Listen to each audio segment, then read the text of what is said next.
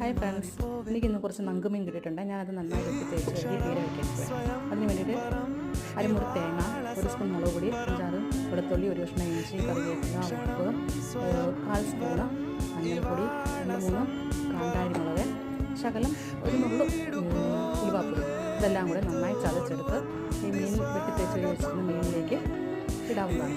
അതിനുശേഷം കഴുകി വെച്ചിരിക്കുന്ന പുളിയും ചേർത്ത്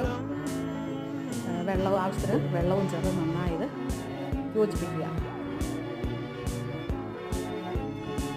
അതിനുശേഷം നന്നായി മിക്സ് ചെയ്തതിന് ശേഷം 5 മിനിറ്റ് ഫുൾ ഫ്ലെയിമിലും അതിനുശേഷം 10 മിനിറ്റ് ലോ ഫ്ലെയിമിലും വെച്ച് നമുക്കിത് പറ്റിച്ചെടുക്കാവുന്നതാണ്. 15 മിനിറ്റിന് ശേഷം 1 സ്പൂൺ വെളിച്ചെണ്ണയും കൂടെ ചേർത്ത് നന്നായി ചുറ്റിച്ചെടുക്കാം. അതിനുശേഷം 2 മിനിറ്റ് കൂടി വേവിക്കുക. ഇപ്പം നമ്മുടെ മീൻ പീര റെഡി ആയിട്ടുണ്ട്. എല്ലാവരും ഒന്ന് ട്രൈ ചെയ്യണം.